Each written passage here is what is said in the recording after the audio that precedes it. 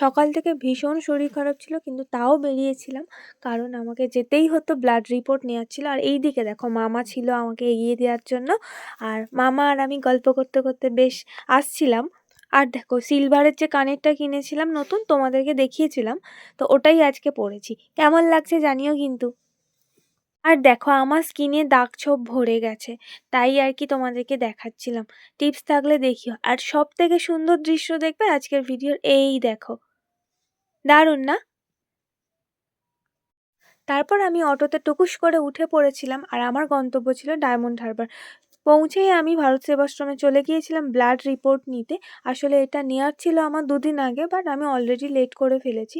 আর এখানে শিবরাত্রি আগের দিন ছিল যেহেতু, তাই এখানে খুব সুন্দরভাবে পালন হয় শিবরাত্রি। দেখো এখানে প্যান্ডেল করেছিল, প্যান্ডেল খুলে দিয়েছে, তো আমি তো এবছর আসতে পারিনি, মিস করেছি। আর তারপরে আমি চলে গিয়েছিলাম ডি ক্যাফেতে।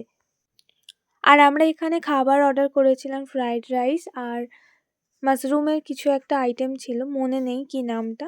আর যেহেতু কালকে ও চলে যাবে ওর কাজের জায়গায়, তাই একটু মনটা খারাপ ছিল। খাওয়া দাওয়া শেষ করে আমরা একটু ভিডিও ছবি তুলে নিচ্ছিলাম। তারপরে এই ত্রিকোণ পার্কের এখানে একটা জুতোর শোরুম আছে, ওখানে চলে গিয়েছিলাম জুতোর কালেকশন দেখতে। কিন্তু আমরা কিছু কেনাকাটা করিনি কারণ আমাদের কাছে সময়ের অভাব ছিল। তো তাই আমরা তাড়াতাড়ি করে চলে গিয়েছিলাম স্টেশনে, কারণ আমার ট্রেন ছিল। আর এখান থেকে সোডা জল খেয়েই আমি শটাং ট্রেনে উঠে গিয়েছিলাম।